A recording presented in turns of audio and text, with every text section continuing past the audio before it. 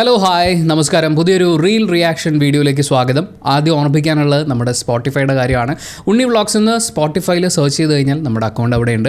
ഇനി അതല്ലെങ്കിൽ ഡിസ്ക്രിപ്ഷനിൽ ഞാൻ ലിങ്ക് കൊടുത്തിട്ടുണ്ട്, ക്ലിക്ക് ചെയ്യുക. എന്നിട്ട് സ്പോട്ടിഫൈയിൽ ഒന്ന് ഫോളോ ചെയ്യുകയാണെങ്കിൽ നമ്മുടെ വിവിധ ചാനലുകളിൽ ഉണ്ണി വ്ളോഗ്സ്, ഇനി file, tech channel, book review, അങ്ങനെ എല്ലാ കോണ്ടൻറ്റും ഒരേ സ്ഥലത്ത് നിങ്ങൾക്ക് കേൾക്കാൻ പറ്റുമെന്നുള്ളൊരു പ്രത്യേകതയാണുള്ളത്. സോ സ്പോട്ടിഫൈ അക്കൗണ്ട് ഉള്ള ആളുകൾ തീർച്ചയായിട്ടും ഒന്ന് ഫോളോ ചെയ്തിട്ടേക്കാം.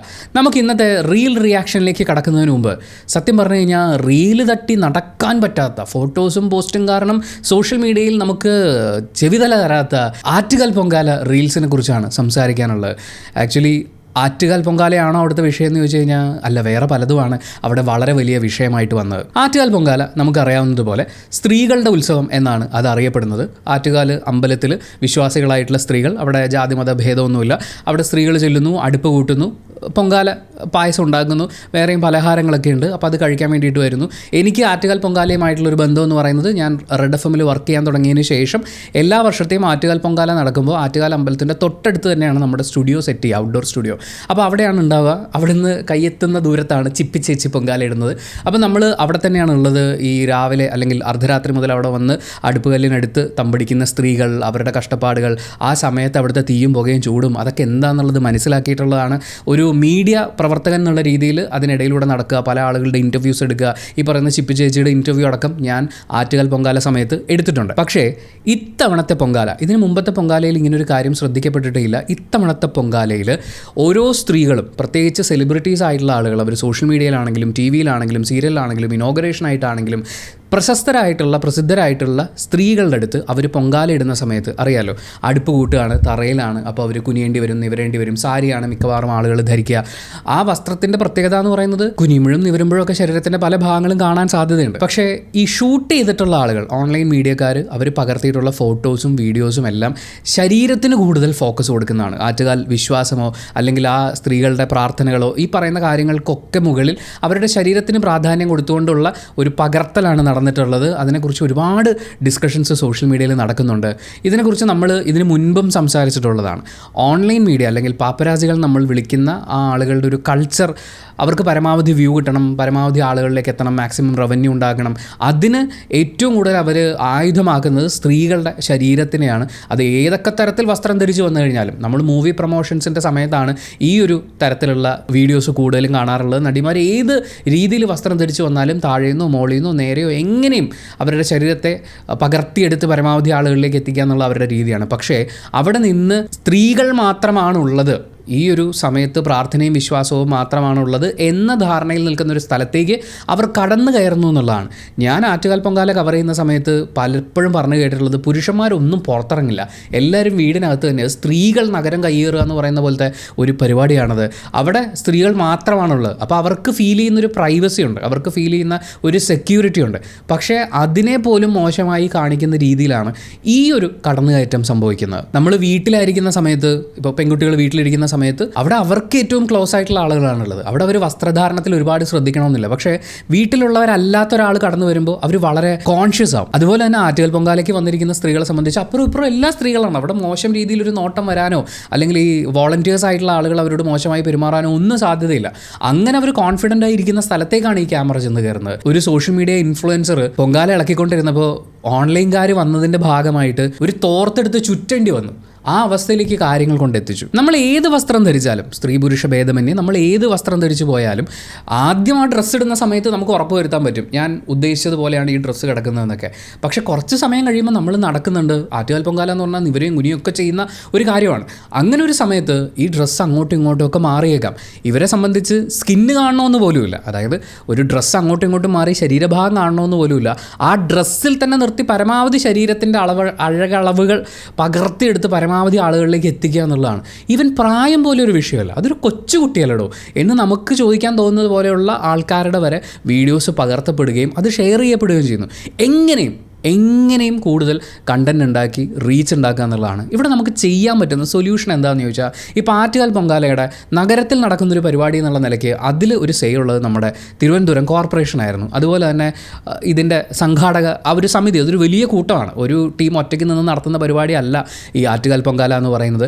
അങ്ങനെ ഇതിൻ്റെ ഭാഗമായിട്ടുള്ള ആളുകൾ ഇതിനെ വിലക്കണമായിരുന്നു.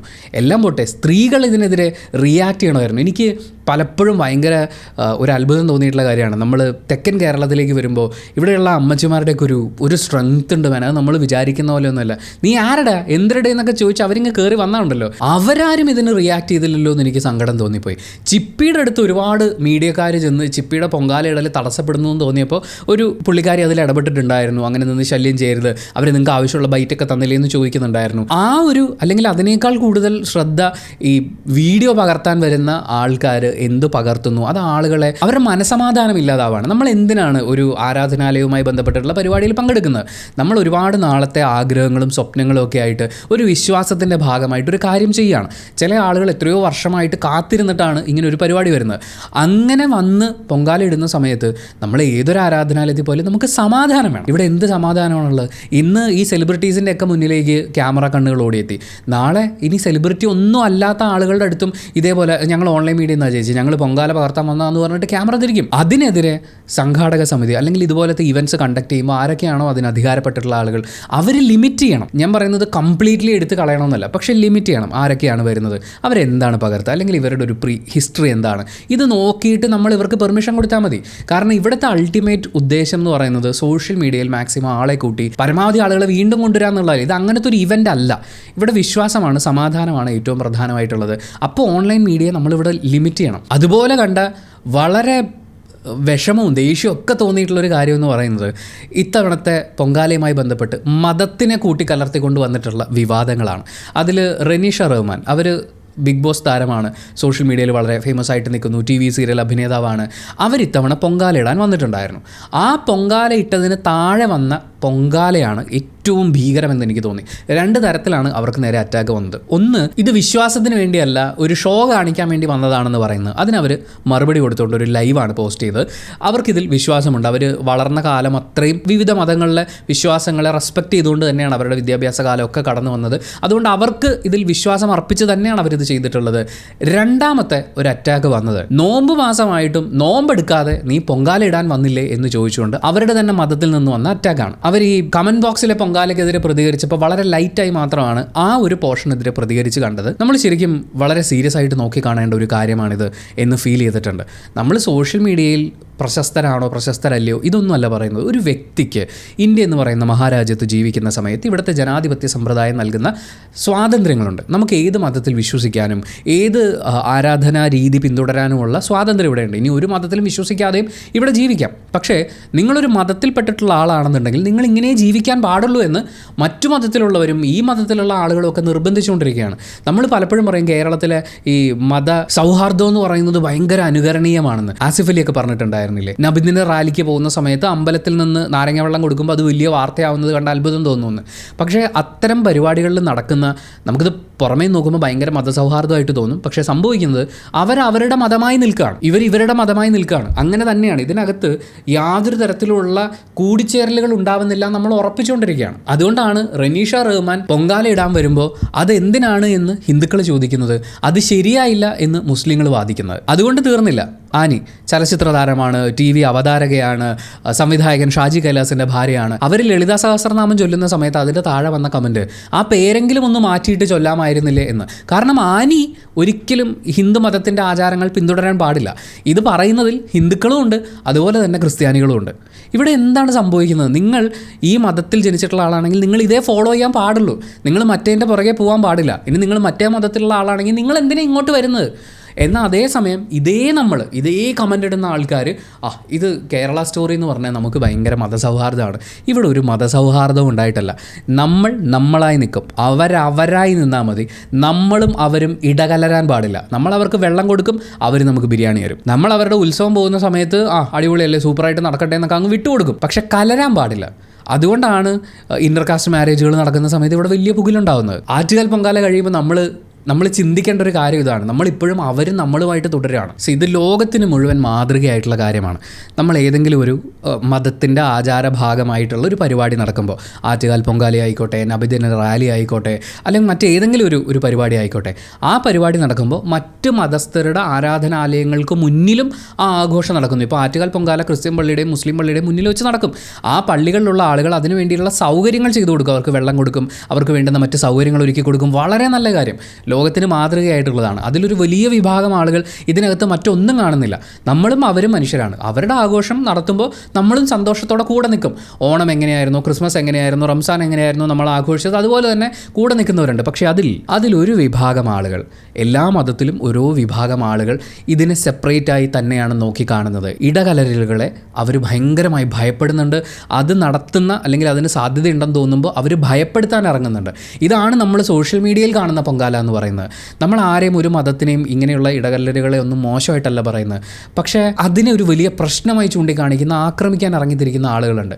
ഈ കഴിഞ്ഞ ദിവസം ഒരു ന്യൂസ് ചാനലുമായിട്ട് ബന്ധപ്പെട്ട് വന്നൊരു ചർച്ചയാണ്. ഞാൻ അതിൻ്റെ വിശദാംശങ്ങൾ ചെക്ക് ചെയ്തിട്ടില്ല. പക്ഷേ നോമ്പിൻ്റെ സമയത്ത് നിങ്ങൾ ചായക്കപ്പുമായി നിന്ന് ന്യൂസ് വായിക്കുന്നത് ശരിയാണോ എന്ന് ചോദിച്ചപ്പോൾ ന്യൂസ് റീഡർ ചായക്കപ്പ് മാറ്റിയെന്ന്. നോമ്പ് എടുക്കുക എന്ന് പറയുന്നത് അവനവൻ തപസ് അനുഷ്ഠിക്കുന്ന പോലെ എടുക്കുന്ന ഒരു കാര്യമാണ്.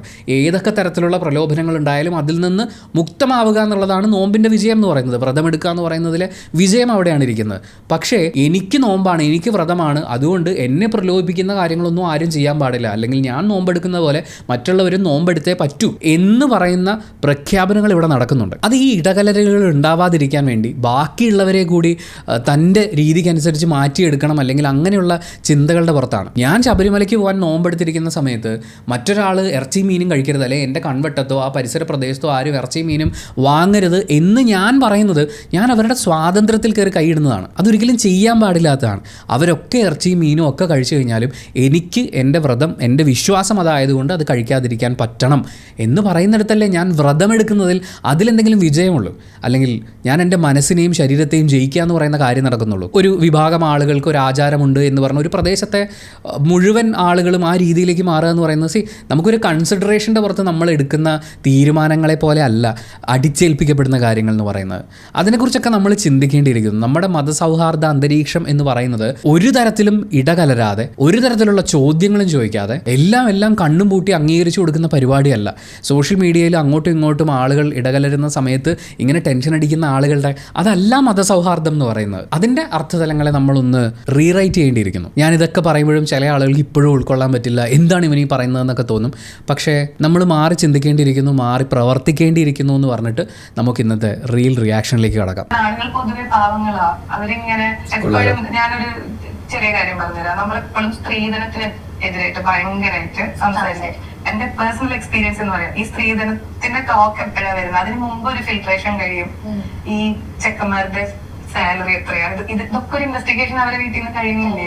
ലൈക്ക് നമ്മുടെ മക്കളെ, നമ്മുടെ പെൺകുട്ടി പോകുന്ന സ്ഥലത്ത് ചെക്കന് ഇത്രയും സാലറി വേണം, സാലറി എത്ര ഇല്ലെങ്കിൽ നല്ലൊരു ഫാമിലിനെ കിട്ടത്തില്ല. അങ്ങനത്തെ കുറെ ഇൻസിഡൻസ് ഞാൻ അത് കണ്ടിട്ടുണ്ട്, അതുകൊണ്ട് പറയുന്നത്. അപ്പൊ അവർക്കും ഈ പറഞ്ഞ മാതിരി കുറെ ആഗ്രഹങ്ങളുണ്ട്. എനിക്ക് പണ്ടേ മനസ്സിലായിട്ടുള്ള കാര്യമാണ്, കാരണം ഞാൻ വളർന്നിട്ടുള്ളത് ഒരു ബഞ്ച് ഓഫ് ആൺകുട്ടിയില്ല. അപ്പൊ എനിക്കത് മനസ്സിലായിട്ടുണ്ട്. പുരുഷന്മാരൊക്കെ ബേസിക്കലി പാവങ്ങളാണ് എന്ന് പറയുന്നൊരു ഡയലോഗ് വന്നു കഴിഞ്ഞാൽ സഹോദരി സത്യം മാത്രം വിളമ്പുന്നു എന്ന് പറഞ്ഞുകൊണ്ട് അതിൻ്റെ നല്ല ബാക്ക്ഗ്രൗണ്ട് സ്കോറൊക്കെ ഇട്ട് പൊലിപ്പിച്ച് ആഘോഷിക്കാൻ വേണ്ടി കാത്തിരിക്കുന്ന ഒരു വിഭാഗം ഇവിടെയുണ്ട്. പുരുഷന്മാരൊക്കെ ദുഷ്ടന്മാരാണ് എന്നൊരു നരേറ്റീവ് ഇവിടെ സ്പ്രെഡ് ചെയ്യപ്പെടുന്നതായിട്ട് എനിക്കറിയില്ല. അതുപോലെ എല്ലാ സ്ത്രീകളും നല്ലവരാണ് എന്ന് പറയുന്ന ഒരു നരേറ്റീവും സ്പ്രെഡ് ചെയ്യപ്പെടാൻ പാടില്ല. പക്ഷേ സ്ത്രീധനത്തെ കണക്ട് ചെയ്ത് നമ്മൾ സംസാരിക്കുമ്പോൾ, നമ്മളെല്ലാം സ്ത്രീധനത്തെക്കുറിച്ച് സംസാരിക്കുന്ന സമയത്ത് പുരുഷന്മാരുടെ സാലറിയെക്കുറിച്ച് ഇവിടെ ആൾക്കാർ ചെക്ക് ചെയ്യുന്നില്ലേ, അതെന്താ ആരും നോക്കാത്തത് എന്ന് പറയുമ്പോൾ അത് സ്ഥിരമായി പുരുഷന്മാർ പലപ്പോഴും സ്ത്രീധനവുമായി ബന്ധപ്പെട്ട് ചർച്ചകൾ ഉണ്ടാകുന്ന സമയത്ത് പറയുന്ന കാര്യം തന്നെയാണ്. അതിന് നമ്മൾ എന്തെങ്കിലും ഒരു മറുപടി കൊടുക്കണമെങ്കിൽ ആദ്യം നമ്മൾ സ്ത്രീധനം എന്ന് പറയുന്ന സിസ്റ്റത്തിനൊന്ന് മനസ്സിലാക്കേണ്ടതുണ്ട്. കാരണം ഇത് ഇന്നും ഇന്നലെ തുടങ്ങിയല്ല, കുറേ കാലങ്ങളായിട്ട് നടന്നുകൊണ്ടിരിക്കുന്ന നമ്മുടെ നാട്ടിലെ അറേഞ്ച്ഡ് മാരേജ് എന്ന് വിളിക്കുന്ന, എന്ന് വെച്ചാൽ മിക്കവാറും ഒക്കെയും ഫോഴ്സ്ഡ് മാരേജ് തന്നെയായിരുന്നു, നിർബന്ധിപ്പിച്ച് അവരുടെ സമ്മതമില്ലാതെ കല്യാണം കഴിപ്പിക്കുന്ന പരിപാടികൾ തന്നെയായിരുന്നു. എന്തായാലും അത്തരം അറേഞ്ച്ഡ് മാരേജുകളിൽ സംഭവിച്ചുകൊണ്ടിരുന്ന കാര്യം, സ്ത്രീ സ്വാതന്ത്ര്യമർഹതി എന്ന് പറയുന്ന പോലെ സ്ത്രീകൾക്ക് ജോലി ചെയ്യാൻ അവർ ട്രെയിൻഡ് ആയിരുന്നില്ല, വിദ്യാഭ്യാസം അവർക്ക് ആവശ്യത്തിന് ലഭ്യമായിരുന്നില്ല, പണം കൈകാര്യം ചെയ്യുക എന്ന് പറയുന്നത് ജീവിതത്തിൽ ഒരിക്കലും അവരുടെ ലൈഫിൽ അവരത് ചെയ്യേണ്ടി പോലും വരുന്നില്ല. അങ്ങനെയുള്ള ആളുകളെയാണ് വിവാഹം കഴിപ്പിക്കുന്നത്. സ്വാഭാവികമായും അപ്പുറത്തെ സൈഡിൽ ഇയാളെ ആരാണോ വിവാഹം കഴിക്കുന്നത് അയാൾക്ക് അയാൾക്ക് നല്ല ജോലി ഉണ്ടോ എന്ന് നോക്കും, അയാളുടെ കുടുംബസ്ഥിതി എങ്ങനെയാണ്, അതായത് ഈ പെണ്ണിനെ പോറ്റുക എന്ന് പറയുന്നൊരു കാര്യം അയാൾക്ക് ചെയ്യാൻ പറ്റുമോ, അയാൾ അതിന് ആവതുള്ള ആളാണോ എന്നുള്ള കാര്യം ക്രോസ് ചെക്ക് ചെയ്യും. എന്നിട്ട് ഈ പെൺകുട്ടിയെ അങ്ങോട്ട് അയക്കുമ്പോൾ രണ്ട് പേര് ഒരുമിച്ച് ജീവിക്കാൻ ആരംഭിക്കുകയാണ്, രണ്ട് കുടുംബങ്ങൾ ഒരുമിക്കുകയാണ്. അപ്പോൾ ഒരാളുടെ ഭാഗത്തു നിന്നുള്ള കോൺട്രിബ്യൂഷൻ അയാൾ ലൈഫ് ലോങ് ഇവരെ പോറ്റേണ്ടതാണ്. അപ്പോൾ ഇവിടുന്ന് അങ്ങോട്ടും ഒരു കോൺട്രിബ്യൂഷൻ കൊടുക്കണം. മാത്രമല്ല ഈ പെൺകുട്ടിക്ക് കിട്ടേണ്ടുന്ന ഒരു സ്വത്തുണ്ടല്ലോ, ആ സ്വത്ത് കൈമാറ്റം ചെയ്യുക. ഇങ്ങനെയുള്ള ഒരുപാട് കാര്യങ്ങൾ കാൽക്കുലേറ്റ് ചെയ്തിട്ടാണ് പണ്ട് സ്ത്രീധനം എന്ന് പറയുന്ന ഒരു പരിപാടി ഇവരാരോ തുടങ്ങി വെച്ചത്. പക്ഷേ ഈ സ്ത്രീധനം കൊടുക്കുന്നത് സ്ത്രീയുടെ കയ്യിലല്ല. അതാണ് ഇവിടുത്തെ ഏറ്റവും പ്രധാനപ്പെട്ട കാര്യം. ആ സ്ത്രീധനം കൈകാര്യം ചെയ്യുന്നത് ആരെയാണോ അവൾ വിവാഹം കഴിച്ചിട്ടുള്ളത് ആ പുരുഷനും അയാളുടെ കുടുംബാംഗങ്ങളും ചേർന്നിട്ടാണ്. ആ പുരുഷൻ ആജീവനാന്തം സമ്പാദിക്കുന്ന പണം കൊണ്ട് ഇവളെ പോറ്റുന്നു എന്ന് പറയുമ്പോഴും ആ പണവും എങ്ങനെ കൈകാര്യം ചെയ്യണമെന്ന് തീരുമാനിക്കുന്നത്, അത് കൈകാര്യം ചെയ്യുന്നത് ഈ പുരുഷൻ മാത്രമാണ്. ആ പെണ്ണിൻ്റെ സ്വത്തും കൈകാര്യം ചെയ്യുന്നത് ഈ പുരുഷൻ മാത്രം. അങ്ങനെ ജീവിതാവസാനം വരെ തൻ്റേതായി 10 രൂപ പോലും മാനേജ് ചെയ്യാതെ ഒരു പെണ്ണിൻ്റെ ജീവിതം ഇല്ലാണ്ടായിക്കൊണ്ടിരിക്കുകയാണ്. അവൾക്ക് സ്വന്തമായി എന്തെങ്കിലും ആഗ്രഹം ഉണ്ടെങ്കിൽ പോലും അത് ചെയ്യാൻ അവൾ ഒരിക്കലും പ്രിപ്പയർഡ് ആവുന്നില്ല. അതിനുള്ള കപ്പാസിറ്റി അവൾക്ക് കിട്ടുന്നില്ല. ചുരുക്കി പറഞ്ഞാൽ ഒരു സ്ത്രീയെ അവളുടെ അവകാശങ്ങളെ ചുരുക്കുന്ന പരിപാടിയാണിത്.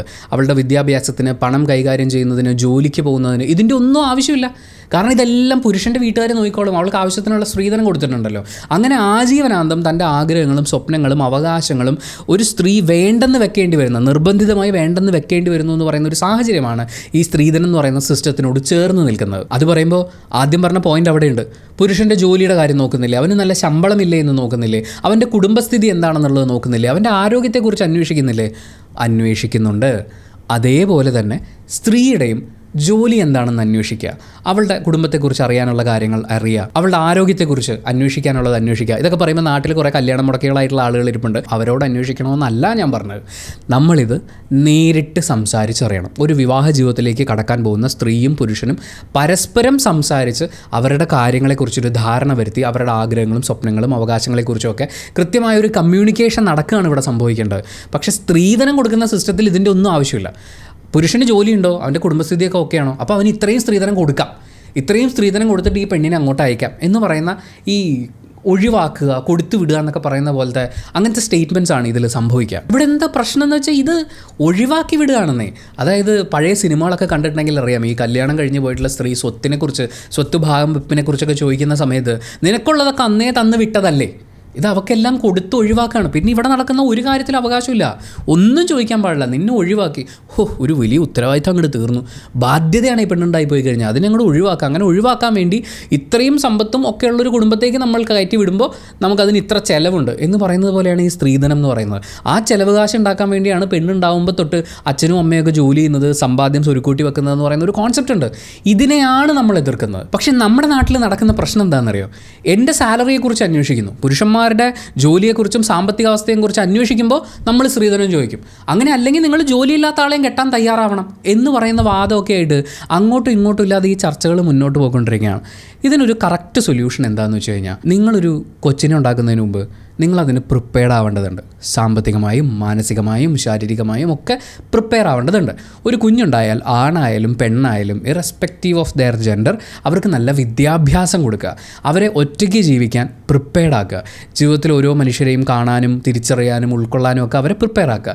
അങ്ങനെ വരുമ്പോൾ അവർ തന്നെ അവരുടെ ജീവിതത്തിൽ വേണ്ടുന്ന ഇണയെ കണ്ടെത്തിക്കോളും. അവരവർക്ക് വേണ്ടുന്ന, ഇപ്പോൾ വിവാഹം ആർഭാടമായി നടത്തണമെങ്കിൽ ആ ഫണ്ടും അവരുണ്ടാക്കട്ടെ, നമുക്ക് വേണമെങ്കിൽ നമ്മുടെ കോൺട്രിബ്യൂഷനും കൊടുക്കാം. പെണ്ണിന് കൊടുക്കാനുള്ളതെല്ലാം കൊടുത്തൊഴിവാക്കുന്നു എന്ന് പറയുന്ന കൺസെപ്റ്റിൽ നിന്ന് മാറി അവർക്കുള്ളതെല്ലാം അവരുണ്ടാക്കട്ടെ, അവരുടെ പ്രിഫറൻസുകൾ അവർ തിരിച്ചറിയുകയും അവർ വിവാഹിതരാവുകയും ചെയ്യട്ടെ. നമ്മളിവിടെ മനസ്സിലാക്കേണ്ടത് ആണുങ്ങളെല്ലാം മോശമോ പെണ്ണുങ്ങളെല്ലാം നല്ലതോ എന്ന് പറയുന്ന അതല്ല നമ്മളിവിടെ പ്രൂവ് ചെയ്യാൻ ശ്രമിക്കുന്നത്, അല്ലെങ്കിൽ പ്രൂവ് ചെയ്യാൻ ശ്രമിക്കേണ്ടത്. സ്ത്രീധനം എന്ന് പറയുന്ന സിസ്റ്റം അതൊരു പ്രശ്നമാണ്. തിരുത്തലുകൾ ഏറ്റവും കൂടുതൽ ആവശ്യമായ ഒരു സിസ്റ്റം. സൊസൈറ്റിയുടെ മുഴുവൻ കാഴ്ചപ്പാടുകളിലും വലിയ വ്യത്യാസങ്ങൾ ഉണ്ടാവണം. പക്ഷേ നമ്മളിപ്പോൾ ചെയ്യുന്നത് അതിനെ ന്യായീകരിക്കുക എന്നുള്ളതാണ്. അതിനൊരു മാറ്റം ഉണ്ടാവട്ടെ എന്ന് പറഞ്ഞുകൊണ്ട് നമുക്ക് അടുത്ത റീലിലേക്ക് പോകാം.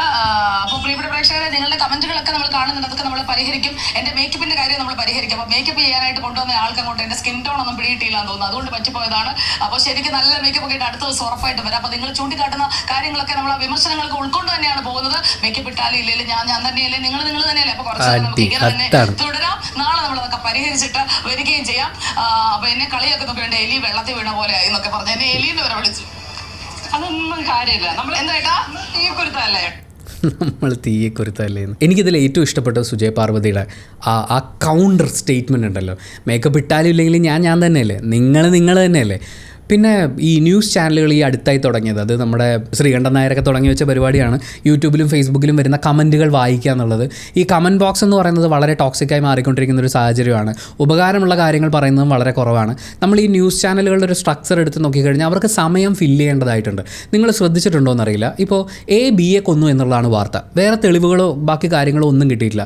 ന്യൂസ് റീഡർ ആദ്യം വന്ന് പറയും കൊല്ലത്ത് അല്ലെങ്കിൽ കോഴിക്കോട്, ഞാൻ ജില്ല പറഞ്ഞു കഴിഞ്ഞാൽ അതൊരു പ്രശ്നമാവണ്ട, നമുക്ക് കോഴിക്കോട് തന്നെ എടുക്കാം. കോഴിക്കോട് BA കൊന്നു എന്ന വാർത്തയാണ് വരുന്നത്, ഞെട്ടിക്കുന്ന വാർത്തയാണ് വരുന്നത്. BA എന്തിനാണ് കൊന്നിട്ടുള്ളത്? വിവരങ്ങളുമായി നമ്മുടെ പ്രതിനിധി രാഘവൻ ഇപ്പോൾ അവിടെയുണ്ട്. രാഘവൻ, പറയൂ, എന്തിനാണ് BA കൊന്നത്? BA കൊല്ലപ്പെടുകയായിരുന്നോ? എന്താണ് സംഭവിച്ചത്? പറയൂ എന്ന് പറയുമ്പോൾ രാഘവൻ അവിടുന്ന് മിസ്റ്റർ രുക്മിണി, ഞാൻ പറയാൻ വരുന്നത് എന്താണെന്ന് വെച്ച് കഴിഞ്ഞാൽ ഇവിടെ B ഇവിടെ കൊല്ലപ്പെട്ടിരിക്കുകയാണ്. ഈ ലോഡ്ജിൽ നിന്നാണ് നമ്മൾ ഈ ഒരു വാർത്ത വരുന്നത്. ഇതിൻ്റെ പോലീസ് അന്വേഷണമൊക്കെ നടന്നുകൊണ്ടിരിക്കുകയാണ്. B മരിച്ചിരിക്കുകയാണ്. Bയുടെ മരണകാരണം എന്താണ് എന്നറിയാൻ വേണ്ടി നമ്മൾ കാത്തിരിക്കുകയാണ്. പോലീസ് കസ്റ്റഡിയിൽ പോയിട്ടുണ്ട്. BA കൊല്ലുകയായിരുന്നു അതോ ആത്മഹത്യയായിരുന്നു എന്നൊക്കെ ഇവിടെ അന്വേഷിച്ചു. സത്യത്തിൽ നിങ്ങൾ എന്താണ് ഇത്ര നേരം കേട്ട്? കൊന്നു, B മരിച്ചു എന്ന് പറയുന്നൊരു കാര്യമുണ്ട്. പോലീസുകാർ അന്വേഷിക്കുന്നുണ്ട്. ബാക്കി ഒന്നും വെറുതെ കിട്ടിയില്ല. പക്ഷേ ഇതിങ്ങനെ ഇട്ട് വലിച്ച് നീട്ടിപ്പോവും. ഇതിൻ്റെ ഇടയിൽ കുറച്ച് വിഷ്വൽസ് കാണിക്കും. പറ്റിയ മറ്റേ ഗുഷ്കു എന്ന് പറയുന്ന മ്യൂസിക്കൊക്കെ ഇട്ട് നമ്മളിങ്ങനെ പൊലിപ്പിച്ചുകൊണ്ടിരിക്കും. ഇതാണ് സംഭവിക്കുന്നത്. കാരണം ഇവർക്ക് ഈ ടൈം സ്ലോട്ട് ഫില്ല് ചെയ്ത് പോകണം. അതിനുവേണ്ടി ന്യൂസ് ചാനലുകാർ ഇപ്പോൾ ആശ്രയിക്കുന്ന ഒരു മാർഗ്ഗമായിട്ടാണ് എനിക്ക് ഈ കമൻസ് വായിക്കൽ എന്ന് പറയുന്ന പ്രോസസ്സ് തോന്നുന്നത്. പിന്നെ ഇൻട്രാക്ഷൻ എന്ന് പറയുന്നത് സോഷ്യൽ മീഡിയ പ്ലാറ്റ്ഫോമിൽ ഏറ്റവും കൂടുതൽ ആവശ്യമുള്ളതാണ്. ഇപ്പോൾ ഞാൻ വീഡിയോ ചെയ്യുന്ന സമയത്ത് നമ്മളോട് യൂട്യൂബിൽ നിന്ന് ഫേസ്ബുക്കിൽ നിന്നൊക്കെ പറയും, നിങ്ങൾ ലൈവ് ചെയ്യൂ, ലൈവായിട്ട് ഇൻട്രാക്ട് ചെയ്യൂ. അത് ഇപ്പോഴത്തെ ഈ സോഷ്യൽ മീഡിയയുടെ ഒരു ആവശ്യമാണ്. അവരതിനോട് അഡാപ്റ്റ് ചെയ്യുന്നതുമായിരിക്കാം. പക്ഷേ ചില കമൻറ്റുകൾ, ഇത്രയും ടോക്സിക് ആയിട്ടുള്ള കമൻറ്റുകളൊക്കെ വരുന്നത്, അത് വായിക്കേണ്ടി വരുന്നത് കുറച്ച് കഷ്ടമാണെന്ന് എനിക്ക് തോന്നിയിട്ടുണ്ട്. അപ്പോഴും സുജയെ പോലെ വളരെ സ്ട്രോങ് ആയിട്ടുള്ള ഒരാൾ ഇതിനെതിരെ പ്രതികരിക്കുന്നത്, അതും ഇത്രയും സ്ട്രോങ് ആയിട്ട് അവർക്ക് ഒരു കൂസലുമില്ല.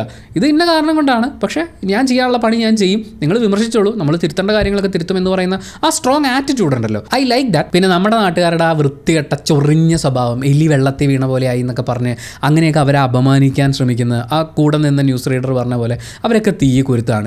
ഇതിനപ്പുറമൊക്കെ അവർ വർക്ക് ചെയ്തിട്ടുള്ള സ്ഥാപനങ്ങളിൽ നിന്ന് ചിലപ്പോൾ കേട്ടിട്ടുണ്ടാവും, മറ്റ് ന്യൂസ് കാണുന്ന ആൾക്കാരിൽ നിന്ന് കേട്ടിട്ടുണ്ടാകും. അതൊക്കെ കഴിഞ്ഞ് ഇവിടെ വന്നവർക്ക് അതൊരു വിഷയമായിരിക്കില്ല. പക്ഷേ ഞാൻ മനസ്സിലാക്കുന്നത്, നിങ്ങൾക്ക് എന്താണ്, സുജയെ ഒരിക്കൽ വെളുത്ത് നിങ്ങൾ കണ്ടു, അല്ലെങ്കിൽ മേക്കപ്പ് ഇട്ട് നിങ്ങൾ കണ്ടു, പിന്നീട് അവരുടെ നിറത്തിൽ എന്തെങ്കിലും വ്യത്യാസം വന്നാൽ നിങ്ങൾക്കത് അറിയണം, അല്ലെങ്കിൽ അതിനെ ചോദ്യം ചെയ്യണം, അതിനെ കളിയാക്കണം. ഇതൊരു വാശി പോലെ കൊണ്ടു നടക്കുന്ന ആളുകളുണ്ട്. സുജയെ ഒരിക്കൽ ഇംഗ്ലീഷിൽ സംസാരിച്ചു, അത് നന്നായി വന്നിട്ടുണ്ട്, വൈറലായി. പിന്നീട് അവർ ഇംഗ്ലീഷ് സംസാരിക്കുന്നത് പാളിപ്പോയാൽ അപ്പം നിങ്ങൾക്ക് ട്രോൾ ഇറക്കണം, അപ്പം നിങ്ങൾക്ക് കളിയാക്കണം. ആളുകൾ ഇങ്ങനെ ജീവിക്കണം എന്ന് നമ്മൾ ഏറ്റവും തുടക്കത്തിൽ പറഞ്ഞ കാര്യമുണ്ടല്ലോ, ആറ്റുകാൽ പൊങ്കാലയുടെ ആ സമയത്ത് ആ ഒരു വീഡിയോയുടെ കാര്യമൊക്കെ പറഞ്ഞ പോലെ, ഒരാൾ ഇങ്ങനെയാണെങ്കിൽ അയാൾ ഇങ്ങനെ ജീവിക്കാൻ പാടുള്ളൂ, ഇങ്ങനെ ഇനി മുന്നോട്ട് പോകാൻ പാടുള്ളൂ, അല്ലെങ്കിൽ ഞങ്ങൾ ട്രോൾ ചെയ്യും, അല്ലെങ്കിൽ ഞങ്ങൾ കുറ്റപ്പെടുത്തും, കളിയാക്കും, ഒറ്റപ്പെടുത്തും എന്ന് പറയുന്ന ആ സാധനത്തിൻ്റെ ഒരു ചെറിയ വേർഷനാണ് ഈ കണ്ടത്. സുജയ പാർവതി അവർ ആക്ച്വലി ആരാണ്, എന്താണ്? നമുക്ക് അറിയാവുന്നതുപോലെ വാർത്താ അവതാരകയാണ്. ഇപ്പോൾ അവരൊരു പുതിയ ചാനലിൽ ചീഫ് എഡിറ്റർ പോസ്റ്റിലേക്ക് വരെ വളർന്നിട്ടുള്ള, അത്രയധികം തൻ്റെ കരിയറിൽ ഗ്രോത്ത് ഉണ്ടാക്കിയിട്ടുള്ള ഒരാളാണ്. അവരുടെ ജോലി എന്ന് പറയുന്നത് വാർത്തകൾക്ക് പിന്നാലെ പോകുക എന്നുള്ളതാണ്. ചിലപ്പോൾ അവരുടെ മൂഡ് അനുസരിച്ചോ അല്ലെങ്കിൽ ആ വാർത്തയുടെ പ്രാധാന്യം അനുസരിച്ചോ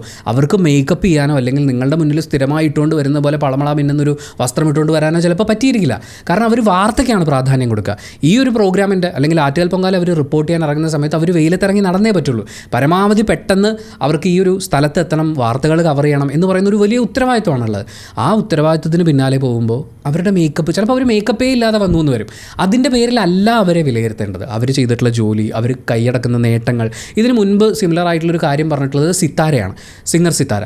അവർ മേക്കപ്പ് ഇട്ട് സാരിയെ കൊടുത്തു വരുന്ന സമയത്ത് എന്താണ് ദേവതയെ പോലെ ഇരിക്കുന്നു എന്നൊക്കെ പറയുന്ന കമൻറ്റുകൾ വരികയും, എന്നാൽ അവർ മേക്കപ്പ് കുറവുള്ള അത്തരം കാര്യങ്ങൾ വരുമ്പോൾ അവരെ ഏറ്റവും മോശമായിട്ട് കമൻറ്റിൽ ആക്രമിക്കുകയും ചെയ്യുന്ന ആളുകൾ വന്ന് അവരതിനെതിരെ റിയാക്ട് ചെയ്തിട്ടുണ്ടായിരുന്നു. സിമിലർ കാര്യമാണ്. നമ്മളിപ്പോഴും ആളുടെ ലുക്ക് നോക്കി, നിറം നോക്കി, വസ്ത്രധാരണം നോക്കി വിലയിരുത്തുന്നു എന്ന് പറയുന്ന അതെന്തൊരു മോശമാണ്. എത്ര കാലമായി, നമ്മൾ 2026 നിൽക്കുന്നത്, പക്ഷേ ഇപ്പോഴും നമുക്ക് അങ്ങനെ വിലയിരുത്താനാണ് ഇഷ്ടം. അതിനൊരു മാറ്റം വന്നേ പറ്റുള്ളൂ. പ്രത്യേകിച്ച് ഈ കമൻറ്റ് ബോക്സിൽ കുത്തിയിരുന്ന ലൈവെല്ലാം കണ്ട് എല്ലായിടത്തും പോയി കമൻറ്റ് ഇടുന്ന ആളുകൾ എന്ന് പറയുന്നത് അവർക്ക് മറ്റേ നോ ജോബ്സ് എന്ന് പറയുന്ന പോലത്തെ പരിപാടിയാണ്. എല്ലാവരും അക്കൂട്ടത്തിലല്ല വരുന്നത് എനിക്കറിയാം. പക്ഷേ അങ്ങനെയുള്ളവരും അല്ലെങ്കിൽ അങ്ങനത്തെ ചിന്തകളും ഇപ്പോഴും എക്സിസ്റ്റ് ചെയ്യുന്നു എന്ന് പറയുന്നത്, ഇപ്പോൾ ഇതുമായി ബന്ധപ്പെട്ട് ട്രോളുകൾ ഇറക്കിക്കഴിഞ്ഞാൽ അത് കാണുന്നൊരു വലിയ വിഭാഗം ഇവിടെയുണ്ട്.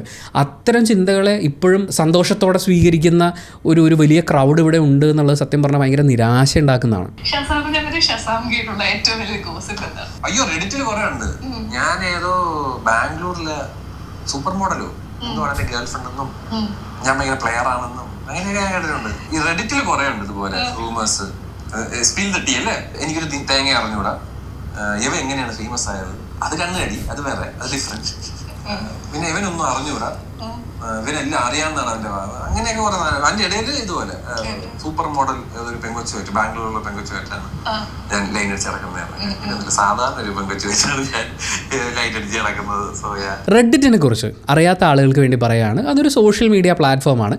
പക്ഷേ ഒരു മോസ്റ്റ് മോഡേൺ പ്ലാറ്റ്ഫോമായിട്ട് നിലനിൽക്കുമ്പോഴും അവിടെ നടക്കുന്ന പരിപാടി എന്ന് പറയുന്നത് 1960 ഒരു നാട്ടുകാരൻ കണ്ടാൽ പോലും എടി നിനക്കൊന്നും വേറെ പണിയില്ല എണീറ്റ് പോടേ എന്ന് പറയാൻ തോന്നുന്നത് പോലത്തെ ഒരു കാര്യമാണ്. എല്ലാം അങ്ങനെയാണെന്നല്ല. സ്പിൽ ദ ഡീ കൾച്ചർ എന്നുള്ള പേരിൽ അവിടെ നടക്കുന്ന പരിപാടി എന്ന് പറയുന്നത് മഹാവൃത്തിയായിട്ട പരിപാടിയാണ്. എന്ന് വെച്ചാൽ ഒരാളുടെ ഫോട്ടോ പോസ്റ്റ് ചെയ്യും. ആരുമാവാം, ചിലപ്പോൾ ഒരു ഹോളിവുഡ് സെലിബ്രിറ്റി ആവാം, അല്ലെങ്കിൽ നമ്മുടെ നാട്ടിലുള്ള റാൻഡം ഒരു സോഷ്യൽ മീഡിയ സെലിബ്രിറ്റി വരെ ആകാം, സിനിമാക്കാരും ഒക്കെ വരാറുണ്ട്. മിക്കവാറും കേസിൽ അത് പെൺകുട്ടികളുടെ ഫോട്ടോസാണ് വരാറുള്ളത്. എന്നിട്ട് അതിൻ്റെ ക്യാപ്ഷൻ ഇങ്ങനെയാണ്, എനി ടീ എന്ന് പറഞ്ഞിട്ട് ഒരു ചായപാത്രത്തിൻ്റെ പടവും കൂടി വെച്ചിട്ട് ഇടും. ഇതിൻ്റെ താഴെ വന്നിട്ട് ഓരോ ആൾക്കാരും എനിക്കറിയാം എന്നുള്ള രീതിയിൽ പല കമൻറ്റുകളാണ് പോസ്റ്റ് ചെയ്യുക. അതിൽ ഇപ്പോൾ എന്നെക്കുറിച്ചൊക്കെ ഞാൻ തന്നെ ഞെട്ടിപ്പോയിട്ടുണ്ട്. എന്നെ ഏതോ ഫ്ലാറ്റിൽ നിന്ന് പുറത്താക്കി എന്ന് പറയുന്ന പോലത്തെ ഒരു കമൻറ്റ് ഞാൻ നേരിട്ട് അറിഞ്ഞു എന്ന് പറഞ്ഞിട്ട് എനിക്കിത് ഏത് സംഭവം, ഇത് നമ്മൾ ഓരോരുത്തരെയും കുറിച്ച് പറയുന്നത് ഇതൊക്കെ വിവരമില്ലാത്തവന്മാരാണ്. പിന്നെ ഇതിനകത്ത് ഒരാളുടെ ഫേസ് വരുന്നില്ല, ഐഡൻറ്റിറ്റി വരുന്നില്ല, അപ്പോൾ എന്തും വിളിച്ച് പറയാം എന്ന് പറയുന്ന പോലത്തെ ഒരു സ്വാതന്ത്ര്യമുണ്ട്. ഫേസ്ബുക്കിലും ഇൻസ്റ്റാഗ്രാമിലും ഒക്കെ ആണെങ്കിൽ ഇങ്ങനെ കമൻറ്റ് ഇടുന്ന ആളുകളെ നമ്മൾ നേരിട്ട് വിളിച്ചിട്ട് ചോദിക്കും, മക്കളെ നീ എന്താണ് കണ്ടത്, എന്താണ് കേട്ടത്. പക്ഷേ റെഡിറ്റിൽ സംഭവിക്കുന്ന ഒരു കാര്യം എന്താണെന്ന് വെച്ചാൽ ആർക്കും ഇവിടെ കൃത്യമായിട്ടുള്ള ഐഡൻറ്റിറ്റി ഇല്ല. റെഡിറ്റിലും മറ്റ് പ്ലാറ്റ്ഫോമുകളിൽ നടക്കുന്ന പോലെ കൃത്യമായിട്ടുള്ള ചർച്ചകൾ ഉണ്ടാവാറുണ്ട്. പുതിയ ടെക്ക് വരുമ്പോൾ, പുതിയ സിനിമകൾ വരുമ്പോൾ, ഓരോ ആളുകളുടെയും കരിയറിനെ കുറിച്ച് സംസാരിക്കുമ്പോൾ ഒക്കെ നല്ല ഡിസ്കഷൻസ് ഞാൻ കണ്ടിട്ടുണ്ട്. ആ ഡിസ്കഷൻസിൻ്റെയൊക്കെ ഭാഗമാകാൻ ശ്രമിച്ചിട്ടുമുണ്ട്. പക്ഷേ ഇവിടെ സംഭവിക്കുന്നത് ആളുകളുടെ പേഴ്സണൽ ലൈഫിനെ കുറിച്ച് അറിഞ്ഞതും അറിയാത്തതുമായിട്ടുള്ള കാര്യങ്ങൾ കുത്തിക്കയറ്റി ഈ ഹാഫ് ട്രൂത്ത് വരുമ്പോഴേ ഇതെങ്കയോ പോയി നിൽക്കും. ഇപ്പോൾ ഷസാമിൻ്റെ ഗേൾ ഫ്രണ്ട് എന്ന് പറയുന്നത് ബാംഗ്ലൂരിൽ ഒരു സൂപ്പർ മോഡൽ എന്ന് പറയുന്നത് എന്തറിഞ്ഞിട്ടാണ്? ഷസാം തന്നെ ഞെട്ടിപ്പോയി എന്ന് പറയുന്ന ഇത് നമ്മൾ ആൺകുട്ടികളെ കുറിച്ച് പറയുന്നതിനേക്കാൾ കുറച്ചും കൂടി മോശമായിട്ടുള്ളൊരു ലെവലിലാണ്. എന്ന് വെച്ചാൽ വളരെ വളരെ മോശമായിട്ടുള്ള ലെവലിലാണ് സ്ത്രീകളെക്കുറിച്ച്, അഭിനേത്രിമാരെക്കുറിച്ച് അവിടെ നടക്കുന്ന ഡിസ്കഷൻസ്. ഓരോന്നിലും ചിലതൊക്കെ കേട്ട് കഴിയുമ്പോൾ നമുക്ക് ഇങ്ങനൊരു മനുഷ്യന് ജീവിക്കാൻ പറ്റുമോ എന്ന് പോലും തോന്നിപ്പോകുന്ന രീതിയിൽ ഈ സ്പിൽ ദ ടീ കമൻറ്റുകൾ വരാറുണ്ട്. അതിനെ സെലിബ്രേറ്റ് ചെയ്യുന്ന, അതിനെ വിശ്വസിക്കുന്ന വേറൊരു കൂട്ടം ഇവിടെയുണ്ട്. നമ്മൾ പലപ്പോഴും മറ്റ് സോഷ്യൽ മീഡിയ ഇടങ്ങളിൽ കാണുന്ന പല ചർച്ചകളും തുടങ്ങി വെക്കുന്നത് റെഡിറ്റായി മാറാറുണ്ട്. അവനവൻ്റെ ഐഡൻറ്റിറ്റി റിവീൽ ചെയ്യേണ്ട ആവശ്യമില്ല എന്നുള്ളതുകൊണ്ട് തന്നെ എനിക്കറിയാം, ഞാൻ നേരിട്ട് കണ്ടിട്ടുണ്ട്, എൻ്റെ ഫ്രണ്ട് എന്നോട് പറഞ്ഞതാണ്, ഇത് എല്ലാവരും പറഞ്ഞ് ഞാൻ കേട്ടിട്ടുള്ളതാണെന്ന് പറഞ്ഞിട്ട് വളരെ ആധികാരികമായിട്ടാണ് ഇല്ലാത്ത കാര്യങ്ങൾ അല്ലെങ്കിൽ ഒരു ഗോസിപ്പൊക്കെ പറഞ്ഞു തുടങ്ങുന്നത്. സ്വാഭാവികമായും അത് കേൾക്കുന്ന ആളുകൾ അത് വിശ്വസിക്കുകയും അതിൽ തന്നെ വേറെ കുറച്ച് ആൾക്കാർ ഈ കേട്ട ഗോസിപ്പിൻ്റെ കൂടെ അവരുടേതായിട്ടുള്ള ആഡ് ഓൺസ് വെക്കുകയും ചെയ്യും. അങ്ങനെ റെഡിറ്റിലൊരു വലിയ ചർച്ചയായിട്ട് ഇതാണ് പിന്നീട് മറ്റ് സോഷ്യൽ മീഡിയ പ്ലാറ്റ്ഫോമുകളിലേക്ക് പോവുക.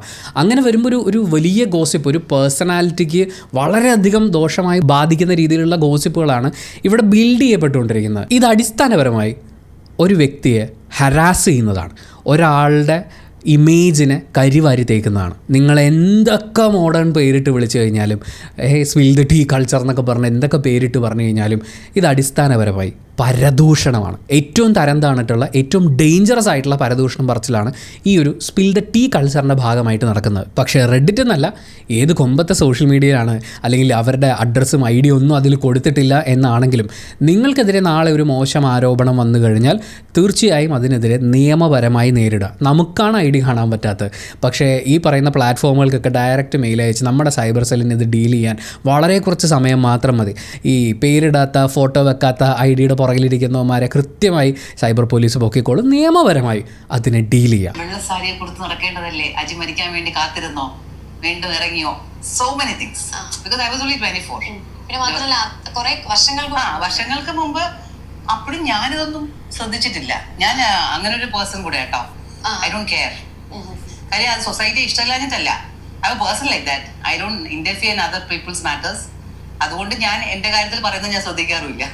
എന്തൊക്കെയോ പറഞ്ഞിട്ടുണ്ട് negative. But thing is like an actual സംഭവം എന്ന് വെച്ചാൽ ഐ ഹാവ് ടു, എനിക്കൊരു ഹിസ്റ്റീരിയ പോലെ വന്നിരുന്നു അജി മരിച്ചതിന് ശേഷം. So I was in to medication and all. അപ്പം ഞാൻ ഭയങ്കര വയലന്റ് ആവുമായിരുന്നു. അങ്ങനെ ഞാൻ ഇറങ്ങി ഓടുമായിരുന്നു. അങ്ങനെ ഫാമിലിക്ക് ഭയങ്കര ഒരു പ്രശ്നമുള്ള സമയമായിരുന്നു. എൻ്റെ കുഞ്ഞ് 3.5 വയസ്സേ ഉള്ളൂ. So the thing is like to get out of that doctors suggest ചെയ്തതാണ് വീണ്ടും ഇതിലേക്ക് പോകണം, അല്ലെങ്കിൽ ഞാനൊരു മെന്റൽ പേഷ്യന്റ് ചിലപ്പം ആയിപ്പോവും. സോ ലൈക്ക് ഫാമിലി, എൻ്റെ ബ്രദറും അമ്മയച്ഛനും എല്ലാം തന്നെയാണ് പറഞ്ഞത് വീണ്ടും ചെയ്തു തുടങ്ങാൻ. So their support was there. So I was least bothered about what the public talk. May be ഇപ്പൊ പിന്നെ ആരും അങ്ങനെ ഒന്നും ചോദിക്കില്ലായിരിക്കും. പക്ഷെ ആ സമയത്ത് എനിക്ക് അങ്ങനെ ഇരുന്നിരുന്നെങ്കിൽ ഞാൻ ഇരുന്ന് പോവായിരുന്നു. സോ ദാറ്റ്സ് വൈ ലൈക്ക് ഞാൻ വീണ്ടും കമ്പയറിങ് ചെയ്തു തുടങ്ങി. കമ്പയറിങ് ചെയ്യുമ്പോഴൊക്കെ എല്ലാവരെയും വിചാരം ഞാൻ ഭയങ്കര സന്തോഷത്തിൽ കമ്പയർ ചെയ്യുന്നതാണ്. പക്ഷെ ഞാൻ അകത്ത് പോയി മരുന്ന് കഴിക്കുന്നുണ്ടായിരുന്നു. ലൈക്ക് എനിക്ക് ഭയങ്കരമായിട്ട് തല ഇങ്ങനെ പെരുത്ത് വരും. Like I may become violent. അങ്ങനെ കുറെ അത് അന്ന് കമ്പയർ ചെയ്യുന്ന ബിഹൈൻഡ് ദ സീൻ ആൾക്കാർക്ക് അറിയാം എനിക്ക് വയ്യായിരുന്നു എന്നുള്ളത്. But I have to survive and I want to earn. അപ്പം അതുകൊണ്ട് നെഗറ്റീവ് കമന്റ്സ് ഞാൻ ശ്രദ്ധിച്ചിട്ടില്ല. ബിക്കോസ് എൻ്റെ ഫോക്കസ് കംപ്ലീറ്റ് എങ്ങനെ ഈ അസുഖത്തിൽ നിന്ന് മാറാം, എങ്ങനെ മോളെ വലുതാക്കണം, എങ്ങനെ പൈസ ഉണ്ടാക്കണം. So I am not a person ഇപ്പോഴും.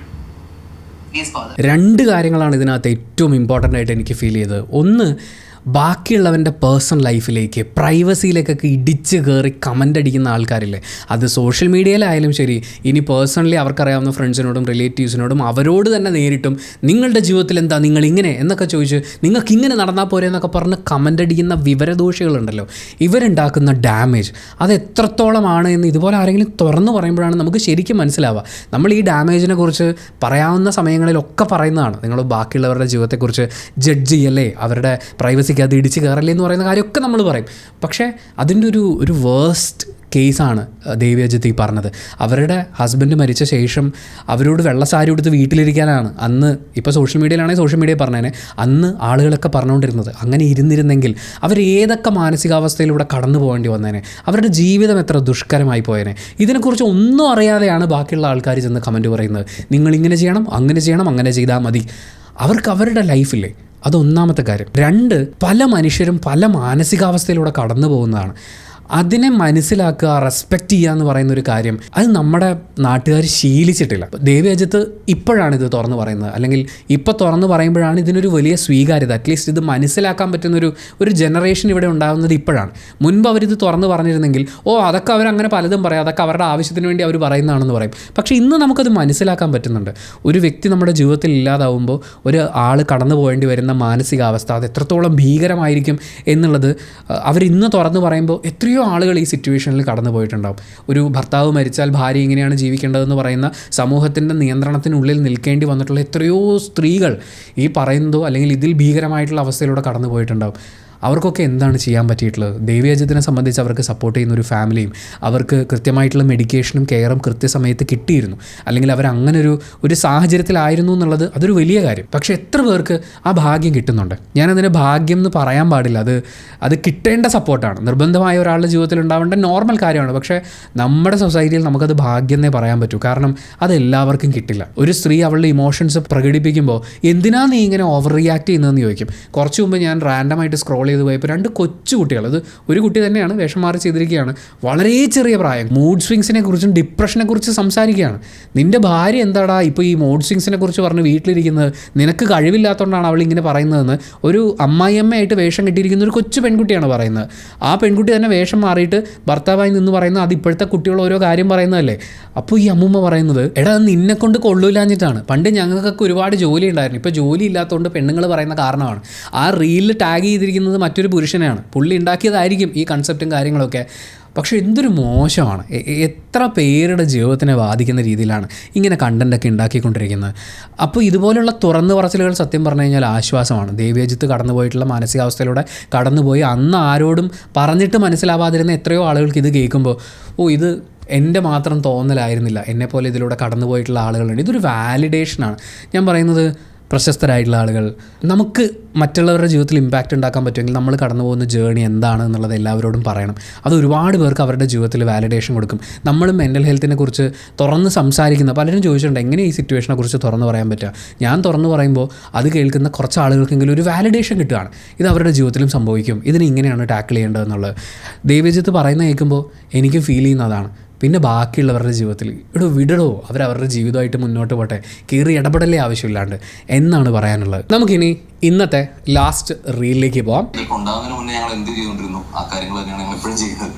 അതിൽ വ്യത്യാസമൊന്നും ഉണ്ടായിട്ടില്ല.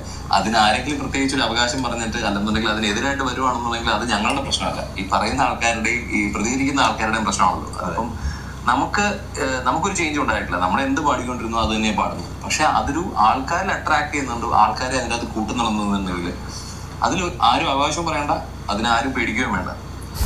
എത്രയേ ഉള്ളൂ. നിങ്ങളുടെ വളർച്ചയും BJPയുടെ കേരളത്തിലുള്ള വളർച്ചയും തമ്മിലൊരു ഞാൻ കണ്ടിട്ടുണ്ട് ഇത്. അതായത് ഇത് കുറെ പൊളിറ്റിക്കൽ ആൾക്കാരും കുറെ ചാനലുകളിലും കുറെ യൂട്യൂബിലൊക്കെ ചർച്ച ചെയ്യുന്നതൊക്കെ കണ്ടിട്ടുണ്ട്. ഇതൊന്നും ഞങ്ങൾക്ക് റെസ്പോണ്ട് ചെയ്യാനേ തോന്നുന്നില്ല. അതാണ് നമുക്ക് അതിന് I don't think deserve any response. അല്ല, ക്വസ്റ്റ്യൻ തന്നെ പറഞ്ഞത് അതൊരു നറേറ്റീവ് ആണെന്നുള്ളത്. ഭയങ്കര ഈസി ആണല്ലോ ഈ ഒരു കാലഘട്ടത്തിൽ ഒരാളെ നമ്മൾ സ്റ്റാമ്പ് ചെയ്ത് ഇതാണെന്നുള്ള രീതിയിൽ നമുക്ക് ഒരാൾക്ക് ക്രിയേറ്റ് ചെയ്തെടുക്കണം എന്നുണ്ടെങ്കിൽ ഇപ്പോഴത്തെ സോഷ്യൽ മീഡിയയും അല്ലെങ്കിലുള്ള രീതിയിലും ഭയങ്കര ഈസിയാണ് ഒരു കാര്യം. അപ്പം അത് ഞങ്ങൾ അതിന് റെസ്പോണ്ട് ചെയ്യാത്തതിന്റെ മെയിൻ റീസൺ എന്താ വെച്ച് കഴിഞ്ഞാൽ ഞങ്ങൾക്ക് ആ ചർച്ചയിൽ പാർട്ടാനായിട്ട് താല്പര്യമില്ല. കാര്യം ഞങ്ങളുടെ ഫോക്കസ് മാറും. അപ്പൊ അതിലൊക്കെ ഇടപെടാൻ തുടങ്ങി കഴിഞ്ഞാൽ നമ്മൾ എന്ത് ചെയ്യുന്നു അതിനോട് ഞങ്ങൾ ഭയങ്കരമായിട്ട് ഡിവിയേറ്റ് ആയി പോകും. ഇപ്പം ഒരു മതത്തിൽപ്പെട്ടതല്ലാത്തതും അല്ലെങ്കിൽ ഞാൻ പറയും ഹിന്ദു അല്ലാതെ ഇപ്പം നമ്മുടെ കൂട്ടത്തിൽ ക്രിസ്ത്യൻസ് ആയിട്ടുള്ള ആൾക്കാരും മുസ്ലിംസ് ആയിട്ടുള്ള ആൾക്കാരും അല്ലെങ്കിൽ ഏത് പൊളിറ്റിക്സ് ഈവൻ ഏത്തിസ്റ്റ് ആയിട്ടുള്ള ആൾക്കാരും ഏത് പൊളിറ്റിക്കൽ സപ്പോർട്ടുള്ള ആൾക്കാരും എല്ലാവരും ഒന്ന് ചേർന്ന് ആ ഒരു കാര്യത്തെ സപ്പോർട്ട് ചെയ്യുന്നു എന്നുള്ളത് ഭയങ്കരമായിട്ടുള്ള ഒരു സാറ്റിസ്ഫാക്ഷൻ തരുന്ന കാര്യമാണ്. ഞങ്ങൾ ആഗ്രഹിക്കുന്ന കാര്യം അത് തന്നെയാണ്. അവർ ബേസിക്കലി കലാകാരന്മാരാണ്. കല ഒരിക്കലും മതത്തിൻ്റെ അങ്ങനെ നിൽക്കാൻ പാടില്ലല്ലോ. അല്ലെങ്കിൽ നിങ്ങൾ അങ്ങനെ ഒതുക്കി തീർക്കാൻ ശ്രമിച്ചാലും കല അതിനൊക്കെ മുകളിലേക്ക് വളരും. അതിനുള്ള കപ്പാസിറ്റി ഉള്ളതെന്നാണ്. ഇപ്പോൾ ഏത് മതത്തിൽപ്പെട്ടിട്ടുള്ള നമ്മുടെ ഏത് ലോകരാജ്യങ്ങളിൽ നിന്ന് വരുന്ന ആൾക്കും ട്രൂ ആർട്ടിനോട് കണക്ട് ചെയ്യാൻ പറ്റും. അപ്പോൾ പിന്നെ എങ്ങനെയാണ് അതൊരു മതത്തിൻ്റെ ആർട്ടായിട്ട് മാറുക? നന്ദഗോവിന്ദം ഭജൻസിൻ്റെ അവർ ചെയ്യുന്ന ആ ട്രാക്ക് എന്ന് പറയുന്നത്, അതായത് പാട്ടുകളെ അവരുടേതായിട്ടുള്ള രീതിയിൽ പാടുന്ന സമയത്ത് ഇത് തന്നെയാണ് തൈക്കുടം പ്രൊഡ്യൂസ് ചെയ്തിട്ടുണ്ടായിരുന്നത്. അവരുടേതായ ഒരു രീതിയിൽ ആ പാട്ടുകളെ ജനങ്ങളിലേക്ക് എത്തിക്കുക എന്നുള്ളതാണ്. സംഗീതമാണ് അവിടെ കമ്മ്യൂണിക്കേറ്റ് ചെയ്യുന്നത്. സംഗീതമാണ് അവരുടെ ഭാഷ എന്ന് പറയുന്നത്. അവർ ഏത് പാട്ടുകൾ പാടുന്ന സമയത്തും അവരുടേതായ ഒരു രീതിയിൽ അത് പാടുമ്പോൾ അത് കണക്ട് ചെയ്യാൻ പറ്റുന്ന, അതിനോട് റെസൊനേറ്റ് ചെയ്യാൻ പറ്റുന്ന ആളുകൾ അവിടെ കൂടുന്നു. അവർക്ക് അതിൻ്റെ ഒരു സപ്പോർട്ട് കിട്ടുന്നു. എൻ്റെ ഓർമ്മ ശരിയാണെങ്കിൽ ഇതിൽ 1-2 ആൾക്കാരെ കാണുമ്പോൾ ലോക്ക്ഡൗണിൻ്റെ ഒക്കെ സമയത്ത് ഈ തബല വെച്ചിട്ട് ഈ പാട്ടിന് മിക്സ് ചെയ്തിട്ട് അങ്ങനെ ചെയ്തിട്ടുള്ള ആൾക്കാരെ പോലെയാണ് എനിക്ക് ഫീൽ ചെയ്യുന്നത്. ഞാൻ അവരുടെ വീഡിയോസൊക്കെ കുത്തിയിരുന്ന് കാണുമായിരുന്നു. കാരണം നമ്മൾ അതുവരെ കേട്ടിട്ടുള്ള അതേ പാട്ടുകൾ തന്നെ, ഇപ്പോൾ വാവ മനോരഞ്ജനി, അതിലെ തബലയുടെയും മൃദംഗമാണോ എന്നറിയില്ല, തബലയുടെയൊക്കെ സൗണ്ട് ഇവർ കൊട്ടിയിട്ട് അത് മുകളിൽ നിൽക്കുന്ന രീതിയിൽ കേൾക്കുമ്പോൾ എനിക്ക് ഭയങ്കര ഇഷ്ടമായിരുന്നു. അങ്ങനെ സംഗീതത്തിന് ഓരോ ആളുകളും ഓരോ രീതിയിൽ ഇഷ്ടപ്പെടുന്നുണ്ട്. ഇവരുടെ സംഗീതത്തിനെ അല്ലെങ്കിൽ ഇവർ പാടുന്ന രീതിയിൽ അത് കേൾക്കാൻ ഇഷ്ടപ്പെടുന്ന ഒരു കൂട്ടം ആളുകൾ അവരെ കേൾക്കാൻ കൂടും.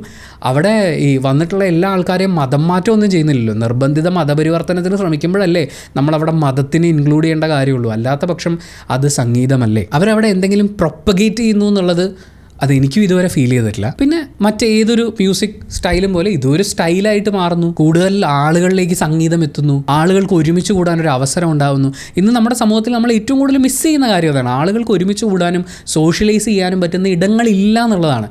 വല്ലപ്പോഴൊക്കെ രാവിലെ വൈകുന്നേരമൊക്കെ നടക്കാൻ പോകുന്ന ആളുകളാണ് പിന്നെയും പുതിയ പുതിയ മുഖങ്ങൾ കാണുന്നത്. ഇത് ഓരോ ഇവൻറ്റുകൾ വരുമ്പോഴും ആളുകൾ ഒരുമിച്ച് കൂടുന്നു. അതൊരു എനർജിയാണ്, അതൊരു സന്തോഷമാണ്.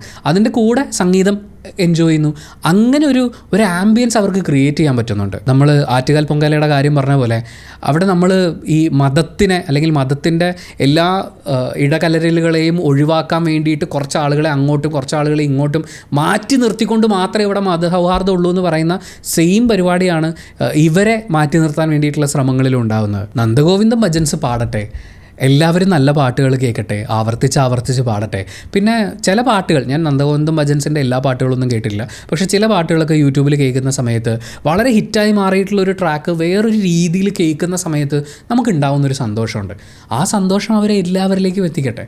സംഗീതത്തിന് സന്തോഷമായും സമാധാനമായിട്ടും കണ്ടൂടെ. നന്ദഗോവിന്ദം ഭജൻസ് ചെയ്യുന്ന അതേ കാര്യം അവരാണ് ആദ്യമായി ചെയ്യുന്നതെന്ന് എനിക്ക് തോന്നുന്നില്ല. പക്ഷേ അതിനൊരു ട്രെൻഡായി മാറ്റിയത്, അതിനൊരു തരംഗമായി മാറ്റിയിട്ടുള്ളത് നന്ദഗോവിന്ദം ഭജൻസ് ആണ്. അതിനൊരു വലിയ ആരാധക വൃന്ദം ഇവിടെ ഉണ്ടായി. അവരത് ചെയ്യുന്നതിലെ അതിനൊരു പുതുമ നമുക്ക് എപ്പോഴും ഫീൽ ചെയ്യും. നമ്മൾ മറ്റു തരത്തിലുള്ള എല്ലാ സംഗീത പരിപാടികളൊക്കെ അറ്റൻഡ് ചെയ്തിട്ട് നന്ദഗോവിന്ദം ഭജൻസിൻ്റെ പാട്ട് കേൾക്കുമ്പോൾ അതിലൊരു ഡിഫറൻസ് ഫീൽ ചെയ്യും. ആ ഡിഫറൻസിനെ ഇഷ്ടപ്പെടുന്ന, ആ പുതുമയെ ഇഷ്ടപ്പെടുന്ന ആളുകൾ അവരിലേക്ക് കൂടുതൽ ആകൃഷ്ടരാവുകയും പിന്നെ ഇതൊരു റവന്യൂ മോഡലാണ്. കുറേ ആളുകൾക്ക് അവർക്കൊരു വരുമാന സാധ്യത കൂടിയാണ്, അവരുടെ ആർട്ടിൻ്റെ എക്സ്പ്രഷനാണ്. സ്വാഭാവികമായും ഇവരെ ഒരു മാതൃകയാക്കിക്കൊണ്ട് വീണ്ടും ഇതുപോലെയുള്ള ഭജൻ സംഘങ്ങളുണ്ടാവും.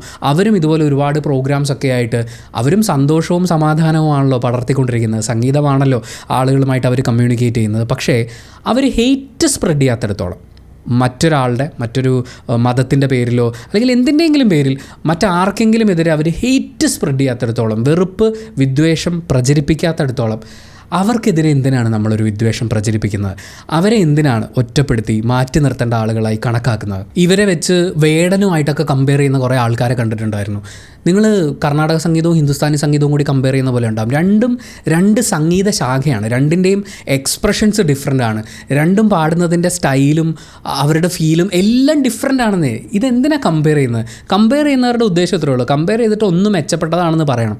നിങ്ങൾക്ക് ഒന്നിനെ മെച്ചപ്പെട്ടതാണെന്ന് പറയാൻ മറ്റൊന്നിനെ താഴ്ത്തിക്കെട്ടേണ്ട ആവശ്യമൊന്നും ഇല്ലെന്നേ. അല്ലാതെയും ഒന്നിൻ്റെ മേന്മയെ നിങ്ങൾക്ക് കൃത്യമായിട്ട് അടയാളപ്പെടുത്താൻ പറ്റും. ഇവിടെ എം ജി ശ്രീകുമാറിൻ്റെ ഹിറ്റ് പാട്ടുണ്ടാകുന്ന അതേ സമയത്ത് യേശുദാസിൻ്റെ പാട്ടും പി ജയചന്ദ്രൻ്റെ പാട്ടും ഉണ്ണിമേനോൻ്റെ പാട്ടുകളൊക്കെ ഹിറ്റാവുമായിരുന്നു. കെ എസ് ചിത്രയും സുജാതയും ചിന്മയും മിൻമിനിയും ഒക്കെ പാട്ടുകൾ പാടും. എല്ലാം ഇവിടെ എക്സിസ്റ്റ് ചെയ്യുന്നുണ്ട്. എല്ലാത്തിനും ഉള്ളൊരു സ്പേസ് ഇവിടെയുണ്ട്. ആ സ്പേസിനെ അവർ വിദ്വേഷ പ്രചരണ ആയുധമാക്കി മാറ്റാത്തിടത്തോളം അവരൊക്കെ പാടട്ടോ.